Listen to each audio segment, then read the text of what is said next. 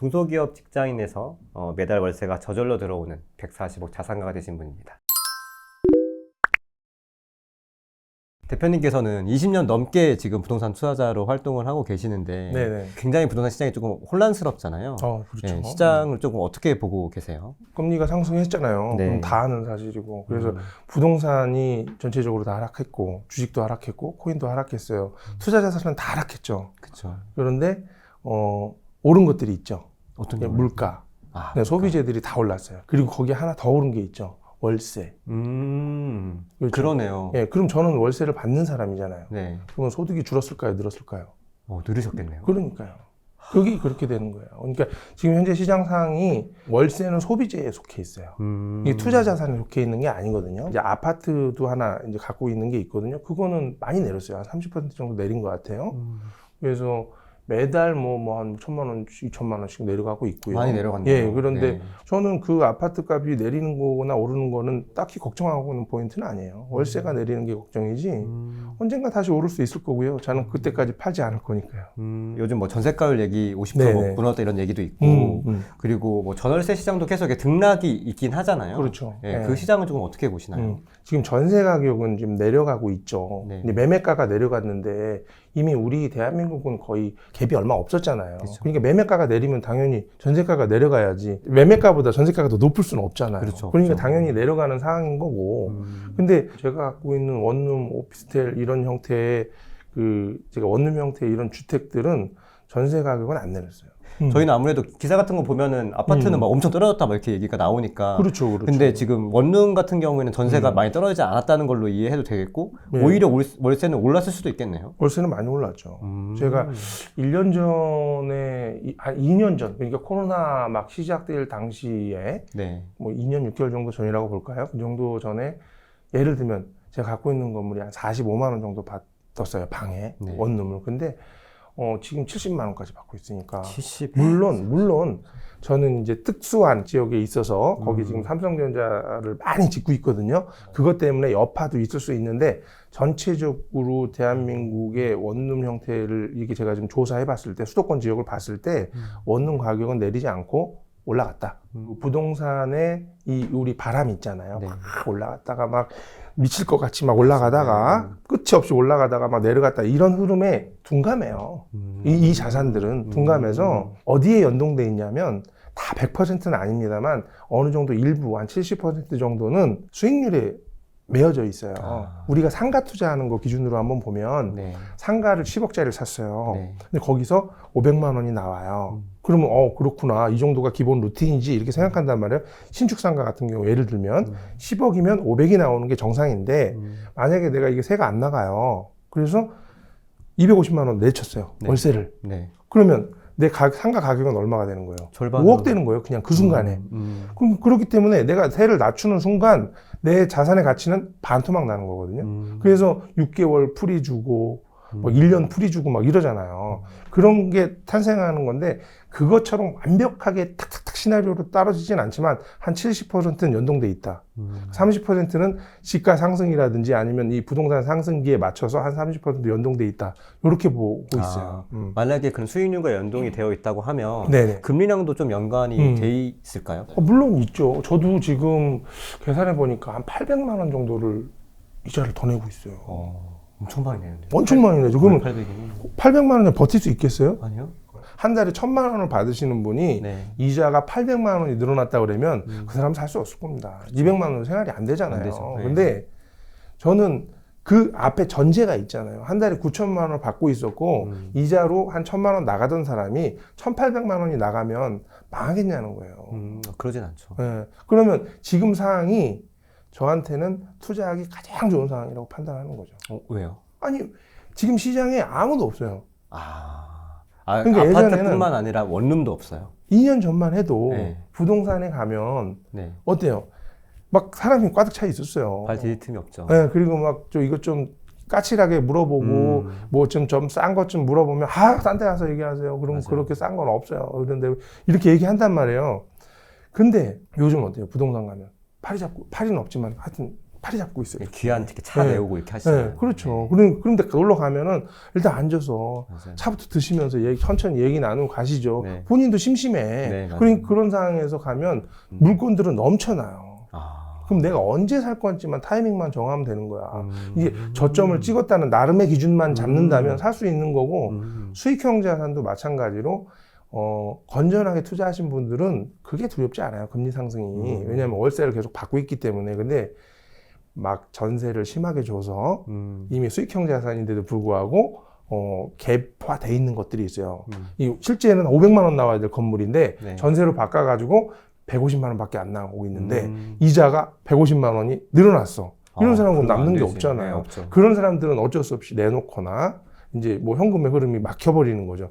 그런 물건들이 왕왕 나오고 있거든요. 근데 그런 것들은 이제 줍줍할 수 있는 좋은 타이밍이고 그런데 그 시장 안에 손님은 아무도 없는 거예요. 금리가 세니까 아무도 지금 부동산에 기웃거리지 않잖아요. 그러면 살 수 있는 사람은 몇 안 되겠죠. 그러면 가격의 우위를 누가 선정하는 거예요? 사는 사람이 결정하겠네요. 그렇죠. 준비가 돼 있는 예. 사람이. 그러면 얼마예요? 라고 얘기했을 때 그 금액은 아닌 것 같고 라고 내가 얘기할 수 있죠. 근데 2년 전에 제가 그런 얘기를 하면 나가세요. 그럴 거 아니에요. 나가세요. 이럴 건데 맞아. 지금 10억, 건물 10억인데요. 그러면 그건 아닌 것 같고 한 8억 정도가 적정하지 않을까? 이렇게 얘기하면 검토해 보겠습니다. 이렇게 얘기한다니까. 이게 태도가 바뀐 거예요. 갑과 을이 바뀐 거지. 이제 매수자가 우위를 갖고 있나, 사는 사람이 갖고 있는 이 차이가 서로 달라져요. 근데 지금은 그런 상황인 거죠.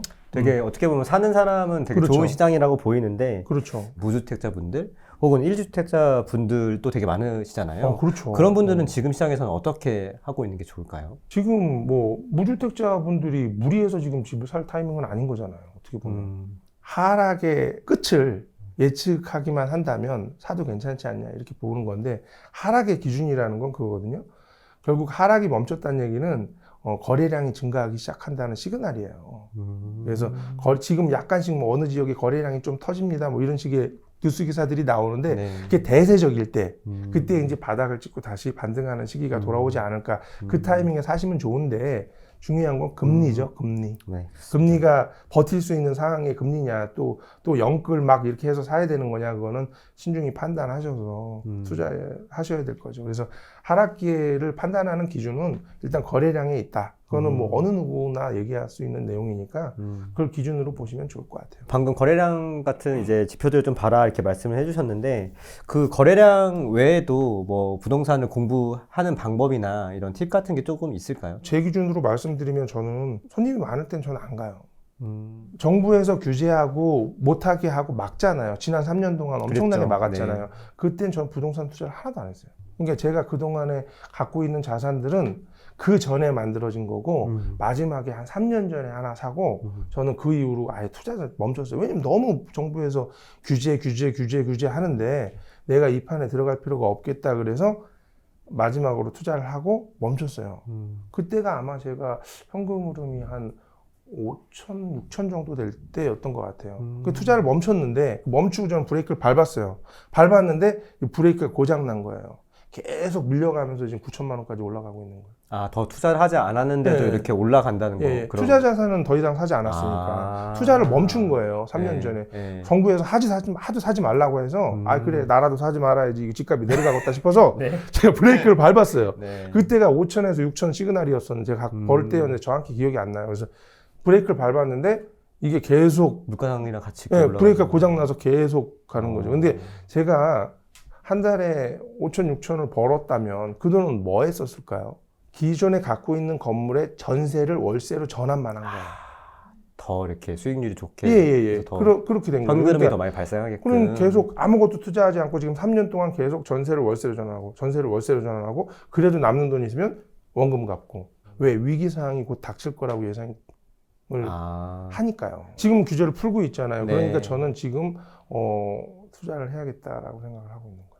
그러면 돈이 있나? 없어요. 은행에서 네. 대출 받아서 사야 돼요. 네. 근데 대출을 받아서 1,000만 원, 2,000만 원 이자를 낼 수 있는 능력이 있잖아요, 저는. 그게 현금 흐름의 힘이라는 거지. 자본의 힘이 아니고 현금 흐름의 힘이에요. 그러니까 대부분 부자가 100억 있어요. 200억 있어요. 그거는 큰 자랑거리가 아니라고 생각해. 제 기준으로는. 한 달에 얼마 나옵니까? 아, 자산 기준이 아니라 현금 흐름의 기준으로. 내가 네. 당신 일하지 않는데 얼마 벌고 있습니까? 물어봤을 때 저는 한 푼도 벌고 있는 게 없는데요. 그러면 부자일 수 있는데 뭐 아니라고 저의 기준으로 보는 거죠. 대표님은 이제 예. 현금 흐름을 보시니까. 그렇죠. 근데 예를 들어 이거예요. 전 300억 있는데요. 부동산으로 이렇게 얘기할 수 있잖아요. 네. 그럼 거기서 얼마 나오는데요? 그럼 한 1,000만 원 나오나? 그럼 바보 그러겠지 제가. 그렇죠. 현금 흐름이 300억이 중요하니까. 있는데 네. 1,000만 원밖에 안 나온다고 이자 내고 바보 아니야? 이렇게 얘기할 수 있다는 거죠. 뭐 대표님께서는 사실 뭐 유튜브도 하시고 책도 하시고 이렇게 강의도 하시잖아요. 부동산 공부를 하긴 해야 될 것 같아요. 네네. 그 세일을 잡으려면 기회를 잡으려면 네네. 그럼 어떻게 좀 공부를 하면 되나요? 뭘 공부해야 되냐? 지금 상황에서 그렇게 궁금하시죠? 얘기하시면은 공부하지 마세요. 왜요? 공부를 하시면 안 돼, 지금. 공부 안 하면은 어떻게? 지금부터 뭘 하셔야 되냐면 네. 투자 방향을 계산하셔야 돼요. 전체적인 빅피처를 모르는 상태에서 단순히 스킬만을 배우려고 하니까 안 되는 거예요. 뭐부터 말씀드리냐면, 자, 지금 갖고 계신 모든 재테크 투자 방법은 다 잊으시고요. 그럼 지금부터 어떻게 부자가 되는 방법에 대해서 한번 생각해 봅시다. 지금 30대라면 50대에 어느 정도의 부를 일고 어느 정도의 경제적 여유를 찾고 싶습니까? 그러면 여러분 은퇴하실 나이는 몇 살이라고 생각하십니까? 나는 자녀를 몇 명 정도 가질 겁니까? 그리고 나중에 노후에 어떤 행동을 할 겁니까? 이걸 상상해 보세요. 모든 게 돈, 현금 흐름이 다 연결돼 있죠. 그걸 이루기 위해서는. 그럼 거꾸로 내가 꿈꾸던 그동안 아내랑 차 마시면서 항상 파라다이스로 생각했던 모든 희망들, 우리 자녀를 어떻게 키워야 되고 몇 살 되면 유학 보내야 되고 이런 걸 다 꿈꾸잖아요. 그렇죠. 그 그림들을 다 펼쳐놓고 네. 그러려면은 지금 뭐 해야 되냐를 생각하는 거죠. 그러면 내가 어떤 방식으로 갈 수 있는지에 대한 플랜이 나와요. 25년 남았으면 5년 단기로 짜내서 5년 계획을 세워나가야 되는데 그럼 5년 안에 어느 정도 단계, 요 다음엔 얼마, 요 다음에 얼마 단계를 만들어야 된다. 그럼 그 5년 중에서 쪼개서 다시 1년씩 나눠서 1년 동안 뭘 또 해야 되는지, 그럼 이 방향에서 내가 지금 주식을 투자하고 코인을 투자하기 맞는 건지, 아니면 아파트를 해서 뭐 갭을 먹고 튀는 게 낫는 건지, 여러 가지의 방법들의 시나리오를 넣어볼 거라는 거지. 저희 뭐 월브닷컴에서도 강영수 대표님께서 뭐 투자 노하우를 알려주시는데 이 강의는 어떤 분들이 들으면 조금 도움이 돼요? 목표를 안정하고 계속 스킬만 공부했는데 잘 안 된 사람들이 네. 한번 들어보시면 돼요. 아. 그럼 제가 어떻게 목표를 잡으시고 목표 어떻게 설정부터. 기획해 나가실 건지를 안내해 드릴 거예요. 그리고 네. 그런 자산 중에 어떤 게 있고 어떤 게 있고 어떤 게 있으니 이런 함정들이 다 있습니다라는 걸 설명해 드릴 거예요. 우리가 투자하는 모든 자산에 대해서 함정들을 다 얘기해 드리고 어떤 건 이게 좋고 어떤 게 나쁘니 그걸 알아서 잘 투자하세요라고 말씀드리는 거예요. 그거 안내, 그냥 가이드 역할을 해드리는 강의를 할 거예요. 제가 여기 월브닷컴에서. 사실 직장이니까 바쁘고 혹은 뭐 누구는 또 뭐 나이가 많고 뭐 혹은 또 그런 경우도 있어요. 이미 수도권이 많이 올랐고 네네. 이미 너무 늦은 거 아닌가? 이런 생각을 하시는 분들이 많은데 지금 네. 말씀하시는 방법이 그런 분들에게도 다 통용되는 방법인가요? 그럼요. 자산은 네. 계속 올라갈 거예요. 제가 보기에는. 자산의 가치는. 왜냐면 한국은행에서 돈을 계속 찍어내는데 자산이 안 오를 수는 없어요. 내가 일을 멍청하게 한다 그래도 10년 후에 지금 월급보다 많이 받을 거예요. 사실 되게 강의도 엄청 많이 하셨잖아요. 네네. 강의 통해 가지고 배우신 분들 중에 평범했는데 성공하시는 그런 수강생도 계세요? 있죠. 많이 있죠. 한 10분 넘게 네. 건물 사셨어요. 건물을 샀어요? 건물 사셨어요. 와우. 건물 2개째 사신 분도 있으시고. 그런데 제가 그런 분들 제 유튜브 영상에서 그런 초대해가지고 이렇게 그런 것도 뭐 있어요? 성공담도 나누고 그래요. 좀 보시죠, 제 채널. 알겠습니다.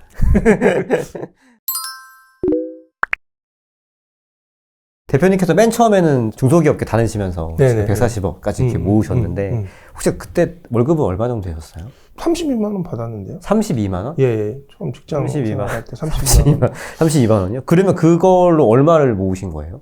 3만 원 빼고 다 저축했어요. 아, 29만 원? 예. 최하위의 월급을 받은 거예요. 왜?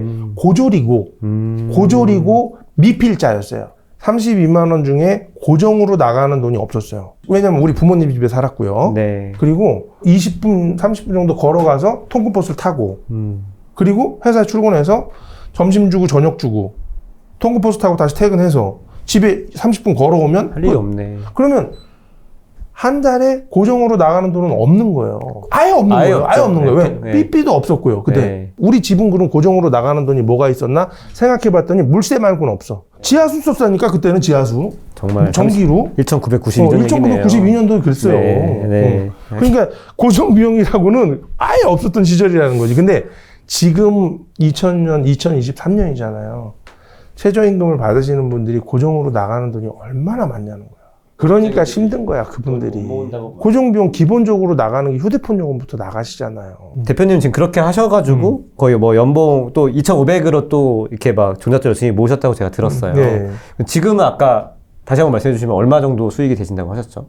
지금 9,150만 원 나오고 있어요. 저는 9천까지는 아니어도 뭐 단 뭐 300만 원, 500만 원 그렇게 가지는 게 목표라고 하면 지금 처음에 내가 종잣돈을 뭐 어느 정도 조금 모으는 게 좋을까요? 제가 이제 강의할 때 말씀드리는 게 건물을 사시려면 최소한 3억에서 5억 정도 있으시면 된다라고 말씀드려요. 네.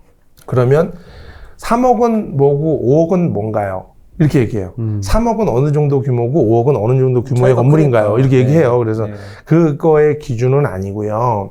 젊으신 분은 3억, 나이 드신 분은 5억이에요. 그러면 그 나이의 기준은 뭔가요? 제가 기준 잡기에는 저보다 나이가 많으시면 5억 정도 투자하시는 게 좋고요. 저보다 젊으신 분이면은 3억 정도만 있어도 투자해도 됩니다라고 얘기해요. 50이 넘으신 분들은 이제는 잃으면 복귀하기 쉽지 않아요. 그러니까 안전하게 투자하는, 똑같은 물건을 사는데 갭을 많이 넣지 말라는 거야. 그래서 안전하게 5억을 갖고 살아. 젊으신 분들은 3억하고 레버리지를 좀 활용하더라도 아직 벌을 돈이 많잖아요.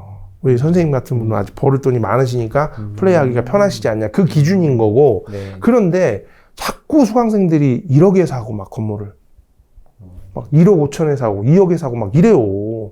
막 대전에 있는 건물을 1억에 샀다고 해서 저한테 막 얘기해요. 그래서 실제 또 제가 인터뷰를 해봐요. 들어보고 지금처럼 이제 인터뷰를 해보면 투자하는 순간 수익이 돌아오는 것에 투자해라. 이게 제 투자 1원칙이거든요. 투자하는 순간 그 다음 달부터 수익이 안 나오면 이건 부채야. 이렇게 얘기한단 말이에요. 그 원칙을 어기면 내 제자가 아니야. 이렇게 얘기를 해요. 근데 1억 주고 사신 분한테 얘기했지. 그 투자하는 순간 수익 나오나요? 180만 원 나오는데요. 잘 샀습니다. 오세요, 얼른. 인터뷰 합시다. 그렇게도 나오고 있는 거예요. 그래서 너무 어그로를 끄는 것 같아서 제가 1억도 됩니다라고 얘기를 못 하는 거지, 실제 3억에서 5억입니다라고 내가 기준을 잡고 있는 거지만 더 저렴하게 사시는 분도 많이 있어요. 1억도 굉장히 큰 돈이기 때문에 종잣돈을 잘 모아야 될 텐데, 이때 중요한 게 어쨌든 지출을 조금 줄여야 되는 거잖아요. 혹시 대표님만의 지출 줄이는 방법이 있을까요? 카드 지출이나 혹은 뭐 고정 지출이나. 일단은 네. 이 중요한 거는, 기본은 내가 꿈을 한번 기록해 보는 거예요. 아, 꿈을. 그게 일바예요. 제일 첫 번째 할 일이에요. 목표. 네, 목표를 먼저 가져보는 거예요. 네. 근데 제가 목표를 한번 가지려고 간절히 원하면 뭐 이런 책이 있었어요. 근데 거기에 드림보드라는 내용이 나왔어요. 그래서 봤는데 이만한 이 보드판에다가 내가 원하는 거를 붙여놓고 그리고 붙여놓고 계속 뒤다보면 그게 이루어진다는 거예요. 말도 안 되는 얘기죠. 근데 사기 같은데. 네. 그래서 사기 같잖아요. 네. 그래서 근데 돈 드는 건 아니잖아. 그래서 그쵸. 예전엔 다이소는 없었고 1,000원 하우스 같은 게 있었어요. 거기 갔더니 3,000원짜리 여기 팔더라고요. 코르크로 돼 있는 걸. 그걸 사갖고 우리 집 거실에다 딱 붙여놓고 거기다가 하나씩 붙였어요. 아파트 사진도 붙이고 스포츠카 사진도 붙이고 해외여행 사진도 붙이고 건물 사진, 상가 사진, 빌딩 사진 다 붙여놨어요. 내가 갖고 싶은 모든 것을 다 붙여놨어요. 그랬더니 집사람이 저 뭐야? 그러더라고. 그러죠.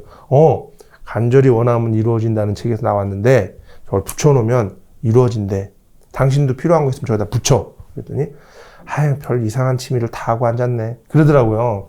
그래서 한 일주일이 지났어요. 그냥 집사람이 일주일 지났는데 퇴근하고 집에 왔더니 당신 저거 빨리 떼. 그러더라고. 왜 갑자기? 그랬더니 동네 아줌마들 놀러 왔다가 나 창피당했어. 저거 뭐냐고 물어봐가지고 설명하다가 나 얼굴 빨개져서 죽는 줄 알았어. 그러죠. 난 저거 죽어도 못 뛴다. 차라리 날 내보내라. 막 그랬더니 집사람이 다음날 갔더니 그걸 떼어가지고 작은 방에다 옮겨놨더라고요. 그 당신 혼자 들어가서 실컷 봐 그러더라고. 그래서 작은 방에 들어가서 계속 봤어요. 책 읽으면서, 작업하면서 책 읽으면서 그걸 계속 보면서 네. 내 눈에 들어오게 했어요. 제가 지금, 그렇게 한 지 20몇 년이 지났거든요. 네. 다 이뤘어요. 거기 있는 모든 보드판에 있는 걸 다 이뤘고, 그 보드판은 아직도 제가 갖고 있어요. 그런 꿈을 가져보면, 이루기 위해서는 뭔가 계획을 생길 거예요. 맞아요. 네. 꿈이라는 거는 네. 그냥 꿈이에요, 꿈. 근데 거기서 금액과 기간이 정해지면, 네. 이건 드림이 아니고 플랜이 돼버리거든요. 그러네요. 그러니까 기간과 금액이 네. 정해져야 돼요. 그러니까 네. 아까 그 아파트를 하나 사야 돼. 내 꿈이 첫 번째가 아파트였어. 그러면 그 아파트를 사는데 얼마짜리 아파트 살 거냐. 그리고 언제까지 살 거냐가 생기면 그건 꿈이 아니고 이젠 계획이라는 거지. 그렇게 되면은 네. 그거를 하기 위해 난 뭘 해야 되냐부터 생각해 봐야지. 그러다 보면 가계부도 써야 되고 내가 뭔가 얼마 있는지를 확인해야 될 거 아니야. 나를 평가해야 되잖아. 맞아요. 하다 보면 스스로 내가 터득해 나가는 거죠. 절약할 수밖에 없네. 월에 250만 원 받는 직장인의 가계부거든요. 혹시 여기서 대표님이 보시기에 조정해야 될 부분. 사실은 아껴야 될 게 그렇게 많지는 않아요. 예, 그런데 줄일 수 있는 방법은 있겠죠. 예를 들어서 이제 월세를 70만 원 내고 계시잖아요. 네. 그러면 만약에 전세자금 대출을 받아서 전세로 원룸을 얻어서 간다면 좀 적게 낼 수 있겠죠. 그렇죠. 35만 원 줄일 수 있을 거고. 그건 네. 고정비용이니까. 네. 일단은 제일 중요한 건 고정비용을 줄이는 방법이 제일 먼저거든요. 그래가지고 그렇게 가시면 좋을 것 같고, 통신비 10만 원. 좀 과하네요. 과하죠. 저는 아직도 데이터 그거 한정돼 있어요. 한 25일 되면 데이터가 없어요, 항상. 와이파이 없으면 안 돼요, 아직도. 건강유지비, 헬스비 10만 원 저거 좀 뺐으면 좋겠어요. 건강 유지해야죠. 그냥 달리시면 돼요. 그럼 헬스장 같은 거 다니지 그냥 말아라. 달리시면 돼요. 그냥 달리시면 돼요. 그냥 네. 굳이 헬스장을 가서 10만 원씩 낸다는 거는, 그러니까 저게 이제 습관이거든요. 우리가 습관을 만들려면 처음에 목표를 정하자. 건강을 유지해야 돼. 살을 빼야 돼. 그러면 제일 먼저 하는 게 헬스를 끊단 말이에요. 일단 끊어야죠. 끊죠. 네. 끊어야 뭘 할 거 아니야? 이제 시작해야지. 아니에요. 네. 습관을 만들려면 3개월이 필요합니다. 3개월. 그래서 헬스장에 3개월을 내면 싼 거예요. 그 안에 넌 나갈 거거든. 이런 거야. 3개월을 해야 습관이 되는 거야. 그래서 네. 그냥 일단은 내가 돈 안 들이고 할 수 있는 뭔가를 먼저 생각을 해야 돼. 그럼 뭔가 있을까? 일단 공원을 뛰어보자. 뛰어봤더니 숨차네? 그럼 걸어봐야지. 운동화는 있으니까 걸어보는 거예요. 걸어봐. 그래도 한 달을 해봤어. 그럼 달릴 수 있나? 달려보는 거지. 3달을 해봤더니 난 달리기에 취미가 있어. 난 이거로 살을 뺄 수 있을 것 같아. 그때 헬스장 가시면 돼요. 아니면 러닝머신 사시면 되는 거고. 네. 저 보험료도 좀 의심 갑니다. 250만 원을 받으시는 분인데 저분이 10만 원씩 무슨 보험료를 내는지 난 그게 좀 의심이 가요. 적립이 되는 보험에 가입했을 가능성이 높아요. 5년 후에 원금을 돌려받는다든지 이런 식의 보험일 거예요. 적금은요, 은행에다 드는 거예요. 보험회사에서 절대 적금 드지 마세요. 3만 원이면 실비가 해결되거든요. 그럼 3만 원 하시면 돼. 왜냐면 아프면 안 되잖아. 우리 집도 실비보험인데 무조건 소멸되는 형태예요. 7만 원 정도는 적립형이에요. 그래서 나중에 5년이나 10년 후에 원금을 돌려주는 형태의 보험일 가능성이 높은데 적금 저런 식으로 들지 말라는 거지. 10년 후에 10만 원은 아무 가치도 없는 돈이에요. 그건 그 보험사에 다 상술이에요, 상술. 그러니까 그냥 소멸되는 게 보험이다. 실제 나를 건강을 위해 이게 위험하니까 이거 해지하는 거잖아요. 그거는 그 금액만 딱 들으라는 거지. 세월이 지난 돈이잖아. 이분이 젊으신 분인데 10년 후, 20년 후에 그 돈의 가치는 의미 없는 거야. 이분의 100만 원은 20년 후면은 1억의 가치가 있을 수가 있는 거라니까. 근데 예를 들어서 젊은 나이에 결혼도 안 했는데 종신보험에 가입됐다. 이건 완전 미친 짓이에요. 종신보험은 내가 죽으면 배우자를 위하거나 내가 부양할 사람이 있을 때나 드는 거잖아요. 근데 결혼도 안 했는데 들어요. 그걸 보험에 가입하게 시켜준 이모가 나쁜 사람인 거죠. 나쁜 이모죠. 이제 여기서 이제 가계부 얘기하잖아요. 가계부 얘기하는데 제가 얘기하는 가계부는 좀 다른 개념의 가계부예요. 미래의 가계부거든요. 미래의 가계부. 지금의 가계부가 아니고 가계부를 쓰되 그거를 미리 쓰는 가계부예요. 우리가 가계부 하면은 제일 어려워하는 게 일일이 커피 먹은 거 뭐 교통비 다 적어야 되는 게 힘들거든. 그건 그냥 하나의 교통비 하나를 끊어도 되고 무슨 삼성카드 요금 이거 끝내도 돼요. 고정으로 들어가는 비용을 적어놓고 한 달을 살아보고 컨트롤 C, 컨트롤 V에서 다음 달에 넣어보는 거예요. 엑셀 시트로 한 달을 써서. 그리고 나서 일자만 바꾸는 거야. 지금 3월이면 4월 달 거를 3월 달을 다 써봤으면 4월 달을 써보는 거예요. 그리고 써보면 거의 비슷하게 삽니다. 별반 차이가 없어요. 그러면 그 다음 한 달 더 살아보잖아요. 그러면 더 완벽하게 비슷하게 살아가요. 3달을 딱 살잖아요. 그럼 1년치를 미리 쓰는 거예요. 그러니까 내가 원하는 네. 지출의 금액을 적어두고 네. 그거를 지키게끔 그냥 사는 지키게끔 거네요. 하고 그 다음부터 그 숫자를 다시 쓰는 게 아니고 고쳐가면서 하는 거예요. 전달에는 10만 원 썼는데 요번 달에는 9만 원 썼네. 9만 원으로 바꾸는 거지. 요번 달에는 8만 원 썼네. 이렇게 바꿔나가면서 사는 거예요. 미리 쓰면서. 그거를 1년치를 미리 써요. 1년치를 미리 쓰고 1년치를 살아보잖아요. 그러면 이제 10년치를 미리 쓸 수가 있어요. 그럼 10년치 어렵죠. 저분이 진급도 할 거고. 그렇죠. 결혼도 할 수 있고. 그걸 다 감안해서 쓰는 거예요. 저는 그 당시에 쓸 때 애들이 계속 성장해 나가면서 유치원을 가야 되고 학원을 가야 되고 초등학교를 가야 되고 중학교를 가야 되고 고등학교 가는 거 다 감안해서 써봤어요. 그랬더니 안 남더라. 결론은. 10년 후에 별로 돈이 없네? 이 결론이 나오거든요. 10년을 벌었는데 남는 돈이 없네. 돈 1억도 안 모이네. 돈 1억이 뭐야? 몇 천만 원밖에 안 늘어났네? 이걸 느낀다는 거지. 절약하지 않는다면 10년 후엔 지금과 예. 다를 바가 없구나, 나의 삶은. 이걸 느낀다는 거죠. 그거를 알아봐야 되는 거예요. 이게 내가 10년 후에 잘 살 거라는 착각을 하지 말라는 거지. 지금 이 스텝으로 산다면 10년 후에도 똑같이 사는 거예요.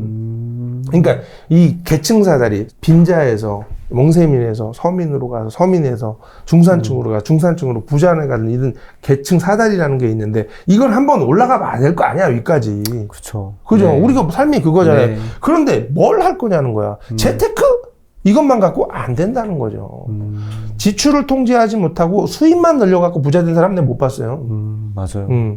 그거는 사업을 잘해서 대박 난 사람이 아닌 이상 안 돼요. 그럼 사업도 망하면 그 사람도 망합니다. 지출을 통제해야 돼요. 부자가 되는 길에서는 반드시 지출을 통제할 수 있는 기술을 못 배우잖아요. 그 사람은 탈락돼요. 어느 순간에 탈락돼요. 사다리에서 떨어져요.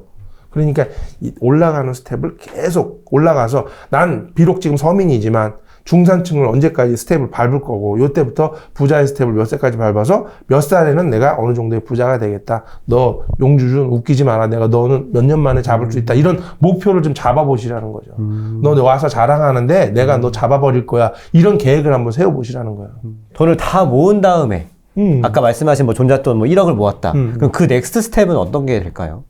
그렇게 한 다음부터는 수익형 자산에 좀 시작을 진입을 했으면 좋겠어요.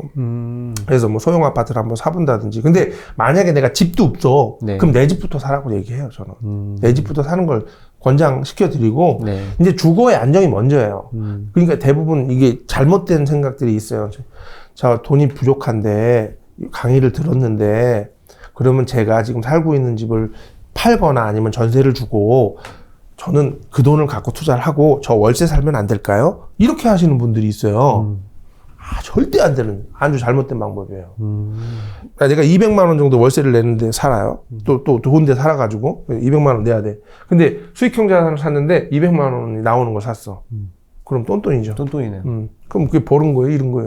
재산세 나갈 텐데. 그럼 잃은 거죠. 오히려 네. 마이너스라는 거죠. 네, 그렇죠. 고장나면 고쳐줘요. 복비 나가고 다 나가는 건 왜 계산 안 하냐고. 그러면 결국은 마이너스가 될 거라는 거지. 그러니까 그런 투자는 잘못된 거예요. 내 계산기를, 내 가계부를 딱 만들어 놓은 상태에서 투자하는 순간 수익이 돌아와야 된다는 거지. 뭔가 플레이를 했을 때. 그 다음에 소형 아파트라도 하나 사셔서 월세를 받아보는 스킬을 한번 키워보시는 건 어떤가. 이렇게 좀 월세 받는 연습 한번 해봐라. 뭐 작은 아파트라도. 그리고 네. 1억 이하 주택은 아직까지도 신용록세가 이 할인이 되고 있잖아요. 네. 1%만 내면 되니까 네. 그런 걸 좀. 근데 중요한 거는 1억 이하의 월세 나오는 걸 찾는 것도 좋지만 그런데 이 가격이 절대 무너져서는 안 되는 거야. 이 가격도 올라야 되거든요. 이러면 안 되는 거예요. 네, 그러니까 원금이 상승한다는 전제에 수익이 많이 나오는 녀석을 찾아서 투자해 보시라는 거지. 그래서 그러면은 만약에 한 50만 원 나와. 예를 들어서. 근데 1억 5천 주고 사서 5천만 원 대출 받았어. 그럼 5천만 원에 대한 이자가 한 25만 원 나가고 25만 원 벌잖아요. 네. 그럼 25만 원씩이나 벌었어, 내가. 번 거죠. 그리고 지금부터 그 5천만 원만 갚으면 50만 원을 버는 거잖아요. 그렇죠. 5천만 원까지 다 갚았어. 그럼 네. 50만 원이 내 돈이 되잖아요. 네. 그럼 또 그걸 하면 또 50만 원이 또 생기겠지. 예를 들면. 그럼 그거를 몇 개를 해야지 500만 원이 되는 거야? 이렇게 되잖아요. 그렇죠. 네. 근데 그거는 너무 먼 얘기야. 그렇게 되면 안 돼. 그러면 너무 잔품팔이만 하면 수익률이 낮은 거에만 투자하게 되는 거예요. 왜냐하면 종잣돈이 작은 건 수익률이 낮아. 연습을 거야. 위해서 하라는 그렇죠. 거지. 월세도 받아보고 세입자를 관리하는 방법, 월세 뭐 받고 고쳐주는 방법 이런 걸 좀 배워보는 것을 한 스텝, 두 스텝, 세 스텝 하다 보면 이제 종잣돈이 모인 거야. 왜냐하면 3개를 했으면 2개만 했어도 3억이 생겼잖아, 이제. 그렇죠. 1억 5천짜리 2개 샀으니까. 그럼 이걸 갖고 이제 팔아서 건물을 사자 이거지. 그러면 300만 원짜리 나오는 건물을 살 수 있다는 거지. 근데 이 녀석이 또 웃긴 게 실제 이 건물이 300만 원이 나오는 건물이 아니고 원에는 600만 원 나오는 건물인데 또 전세를 껴서 샀기 때문에 아니면 대출을 샀기 때문에 300만 원밖에 안 되는 거지. 그럼 그 다음부터는 원금을 갚거나 대출금을 바꿔나가면 또 600만 올라가네. 원까지 되는 거야. 이건 너무 쉬운 거야. 그 다음부터는. 다 갚았어. 그럼 600만 원이 이제 나오지. 그러면 다음 건물은 바로 살 수 있는 거예요. 왜? 이 건물에 반을 전세를 주고 새로 사는 건물에 반을 전세를 주면 그냥 생기는 그냥 거네? 생기는 거예요. 그렇게 사는 거예요. 그렇게 늘려나가는 거예요. 그러면 하나의 건물을 완성하기까지가 사실은 아까 지금 얘기한 거 있잖아요. 아파트를 하나 사서 5천만 원을 갚고 또 하나 사서 갚는 이 과정은 굉장히 길죠. 네. 말은 쉽지만 깁니다. 길죠. 그리고 그걸 팔아서 건물 하나 사서 반이 전세가 껴있는 걸 다 갚아서 원금을 다 제로시키는 거 이것도 깁니다. 근데 그 다음부터 이 건물에서 다음 건물 사는 거는 빠릅니다. 그 다음부터 가면 더 빠르고요. 그 다음부터는 이젠 조그만 건물 안 사요. 큰 건물 사가 1,000만 원, 2,000만 원 나오는 건물 삽니다. 그럼 속도가 이렇게 늘어나는 거예요. 20년 전에 이렇게 딱 조그마한 거 사면서 이렇게 하나하나 꿈을 키워왔던 그 네네. 대표님처럼 지금 그렇게 처음 시작하시는 분들에게 해줄 수 있는 조언 한마디가 있을까요? 꿈을 갖고 목표를 설정하는 거 좋은데 뜬구름을 잡지 마세요. 내가 이해가 안 가는 거에는 투자하지 마세요. 투자하는 순간 수익이 돌아오는 것에 투자하고 이해가 안 가는 건 안 하시면 돼요. 저는 무식해서 4층 연산으로 계산 안 되는 건 안 해요. 처음엔 덧셈 뺄셈만 했었는데 요즘엔 조금 나누기까지 할 정도 된 거예요. 곱하기 좀 할 줄 알게 네. 된 거거든요. 네. 이게 그 정도 수준의 우리 초등학교 3학년이 할 수 있을 정도, 이해할 수 있을 정도의 수준의 투자를 하시라는 거죠. 명확한 이유가 네. 있는 거. 네. 그리고 안전한 투자, 내 돈을 잃지 않는 투자, 그리고 계속 부자의 길로 갈 수 있는 투자. 이걸 가셔야지 오르막 내리막 오르막 내리막 오르막 내리막 가는 투자에서 내가 꼭지점을 찍을 거라는 희망을 버리시라는 거예요.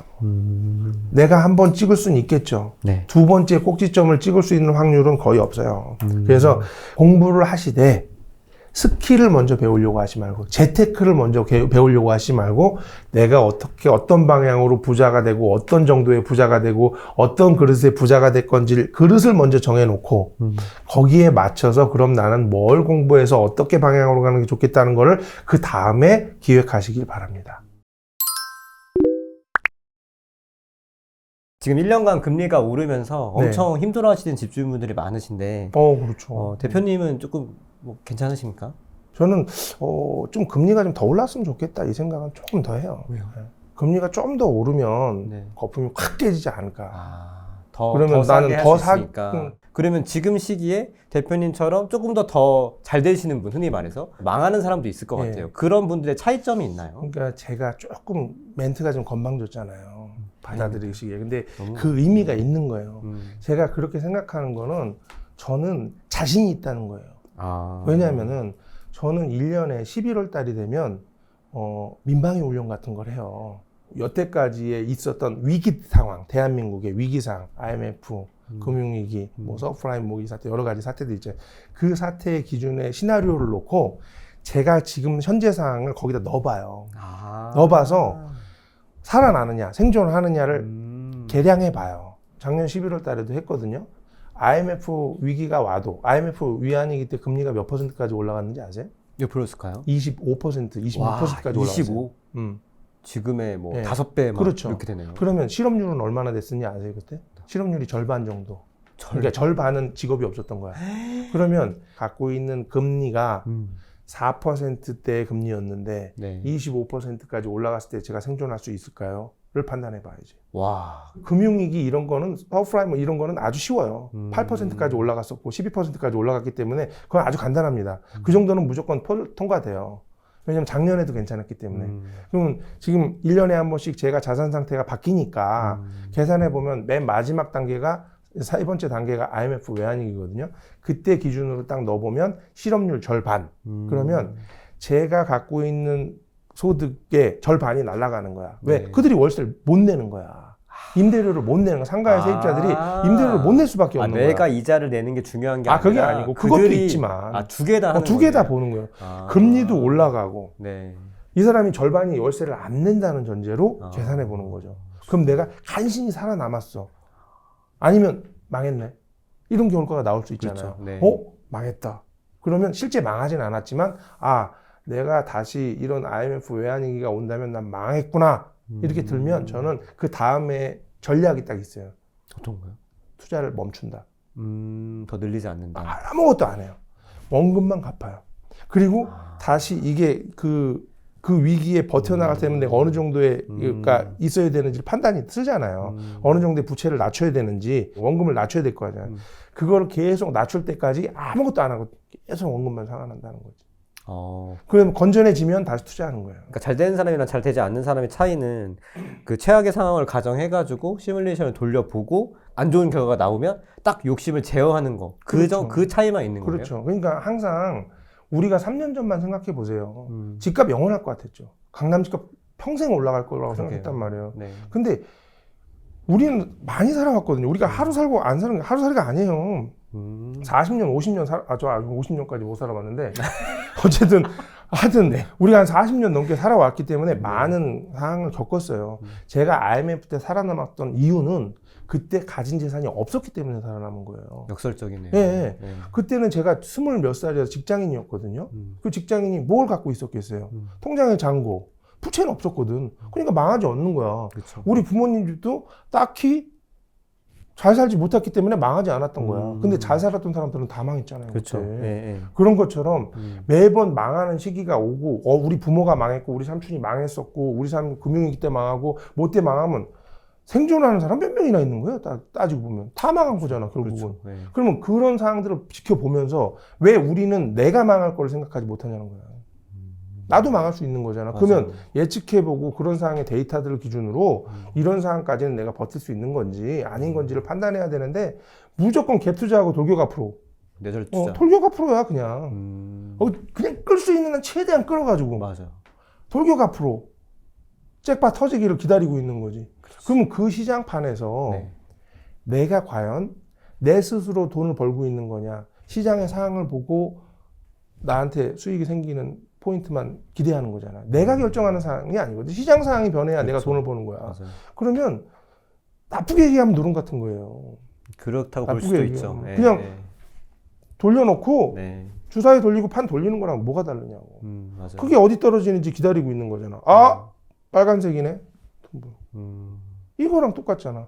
주사위 6 이상 나오면 3 이상 나오면 돈 드릴게요. 돌려갖고. 3 나왔네.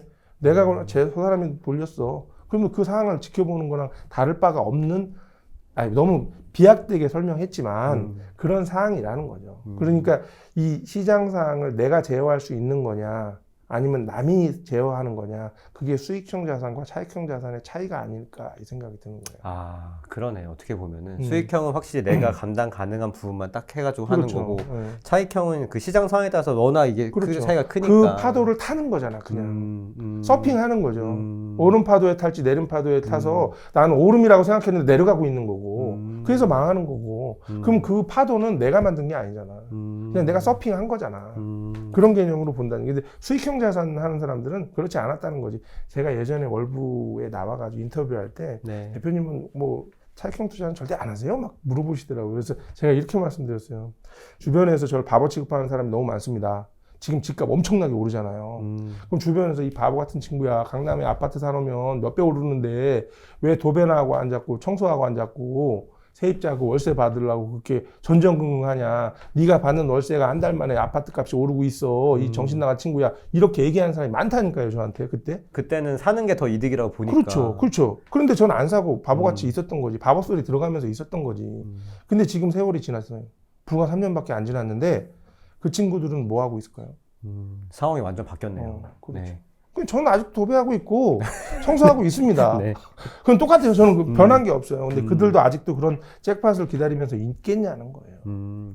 되게 많은 분들이 막 한 명 한 명 그 월세 받는 거를 굉장히 어려워하시잖아요. 어떻게 월세를 받아야겠다 이렇게 다짐한 계기가 있어요? 그러니까 월세 받기 쉬운 수익형 자산도 있고 월세 받기 어려운 수익형 자산도 있어요. 그게 또 차이가 있어요? 그럼요. 이런 거예요. 내가 상가를 샀어. 그러면 월세 받기 굉장히 쉬워요. 상가? 그리고 지식사업센터라든지 이런 거 사면 월세 받기가 굉장히 편해요. 계산서만 탁 발행해주면 월세가 쫙 와요. 뭐 고장났다 고쳐달라고 전화도 안 와요. 또 상가는 자기가 고치고 자기가 인테리어였기 때문에 등이 나갔다고 주인한테 연락 올 일이 없고 물이 잘 안 나온다고 주인한테 전화 안 합니다. 그죠? 본인이 알아서 다 고칩니다. 하수구 막혔다고 저한테 연락 안 와요. 근데 원룸이나 아파트라든지 이런 주거형 형태의 주택들은 고쳐줄 게 많죠. 뭔가 부품들을 주잖아. 보일러도 그렇죠. 좋고 네네. 인터폰도 좋고 도어록도 좋기 때문에 고장나면 고쳐줘야 되고, 그리고 월세를 안 내더라도 내가 달라고 부탁을 해야 되는 상황인데, 건물에 상가 건물이 있는 데를 갈 때랑 원룸 건물이 있는 데를 갈 때랑 세입자가 저를 대하는 태도가 달라요. 어떻게 달라요? 예를 들어서 상가 건물이 있는 데 가잖아요. 그러면 나와서 사장님 오셨어요? 커피 한잔 하고 가세요, 사장님. 음료수 한잔 하고 가세요. 아이 괜찮아요. 뭐 저번에도 먹었는데. 그러면 아유 괜찮아요. 빨리 들어오세요. 자꾸 들어가서 음료수 탁 따주면서 드시라고 앉았다 얘기하고 가세요. 뭐 이러면서 이러시는데, 원룸에 제가 건물에 가잖아요. 원룸 건물에 복도에서 세입자를 딱 만나요. 사장님 맞죠? 네. 사장님 맞죠? 그러면 벌써 두려워. 사장 맞는데요. 그러면 저 고장 났어요. 등 하나만 갈아주고 가세요. 온 김에.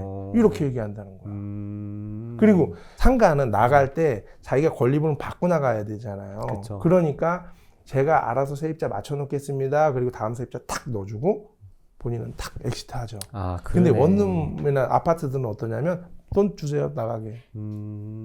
그러면 내가 또 들어가서 고장난 것도 수리 다 해야 되고. 근데 상가는 세입자 나간 다음에 내가 수리해줘요? 안 하지. 원상복귀하고 나가세요.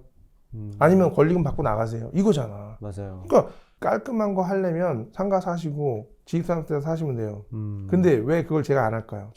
전 대부분의 자산이 70%가 원룸 수익형 자산에 몰려 있거든요. 네. 그걸 안 하는 이유가 있어요. 수익률이 낮아요. 수익률. 수익률이 낮고 세금이 자유롭지 못해요.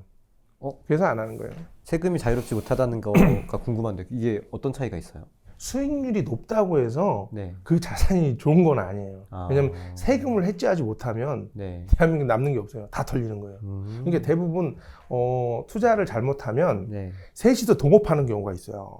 나는 분명히 혼자 물건을 샀어. 근데 셋이 동업해요. 네. 누구랑 동업하냐면 내가 샀으니까 그쵸. 내야지. 네. 그다음에 한 은행하고 네. 정부랑 월세 받은 걸 3명이 놀아가져요. 상가는 그러면 그 비율이 높다는 거예요? 그렇죠. 거의 동업자 비해서? 역할이 되죠. 정부가 동업자를 하죠. 근데 주택이라든지 이런 건 조금 세금 부분에 조금 자유로울 수 있거든요. 방금 전에도 되게 다양한 투자에 대해서 말씀해 주셨는데 뭐 단독주택도 있고 네, 상가도 네, 있고 지산. 직장인들이 하기에 대표님께서 가장 추천하시는 건 어떤 자산이에요?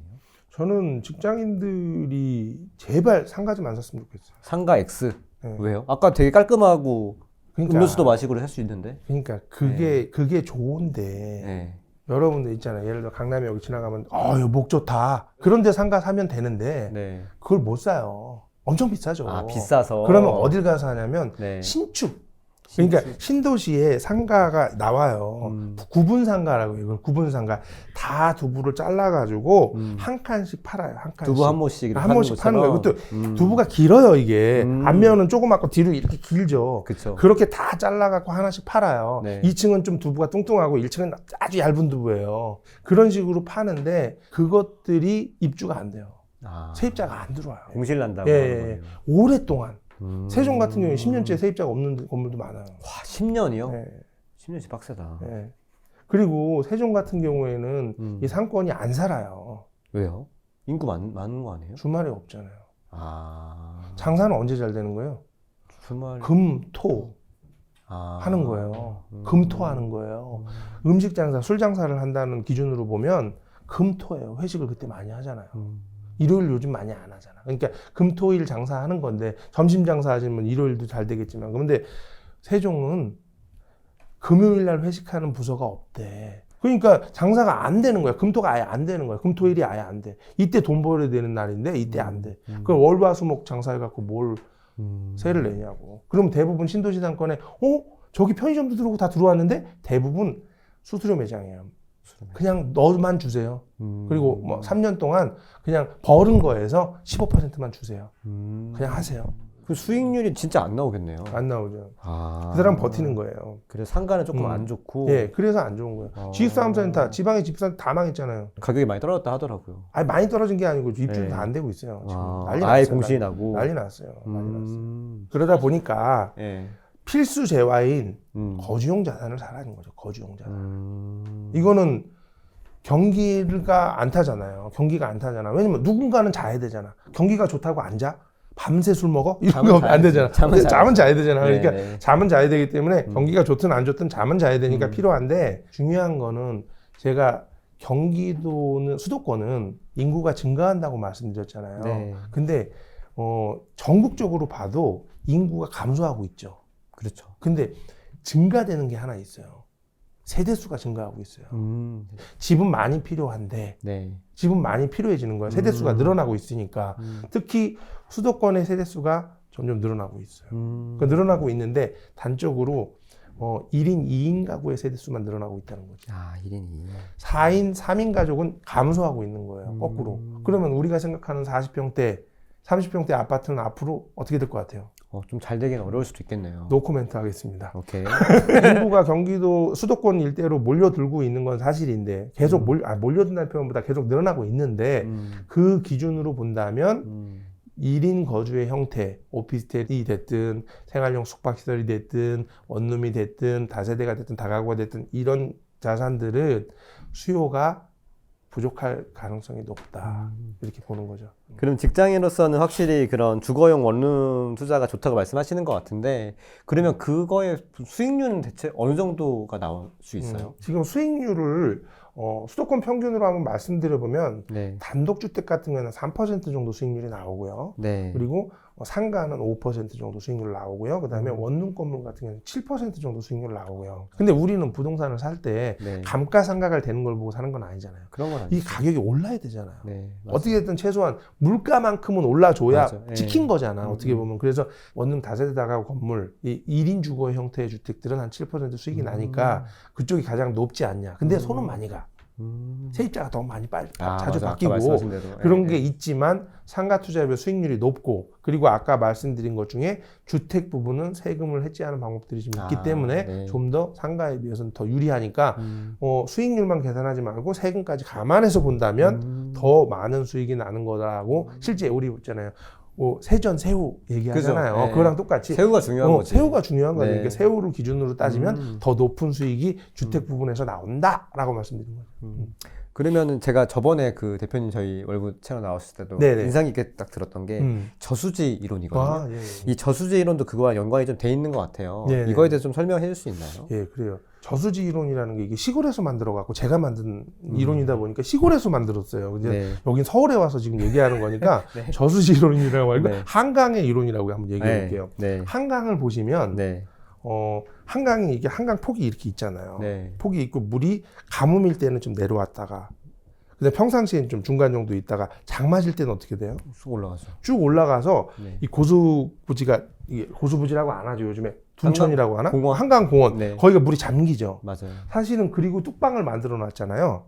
양쪽에 뚝방을 만들어 놓은 강변 목록 있잖아요. 그래서 물이 안 넘치게 만들어 놓은 거지. 그게 사실은 공원을 목적으로 만든 게 아니고 물 넘치지 말라고 만들어 놓은 거죠. 낮에 평상시에 필요 없으니까 차도 주차해 놓고 농구도 하고 라면도 먹는 거잖아요. 거기서 워낙은 배수지예요. 거기가 물을 저장해 놓는 공간이거든요. 그런데 농구하는 그 한강 시민공원은 1년에 며칠이나 물에 잠길까요?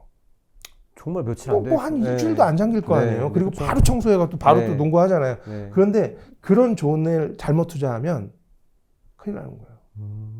늘 손님이 없는 존이야. 늘 공실이 그득한 존인 거가 있는 거고. 그리고 물이 평상시에 이렇게 차다가 가뭄일 때는 좀 내려오잖아요. 네. 그러면 가뭄이 있는 시기도 한 달 정도, 요 정도 되잖아요. 그 시기에만 공실이 좀 있는 건물이 있고, 그 다음에 아주 좋은 지역은 가뭄이어도 물이 차 있죠. 그렇죠. 그런 존은 좋은 데죠.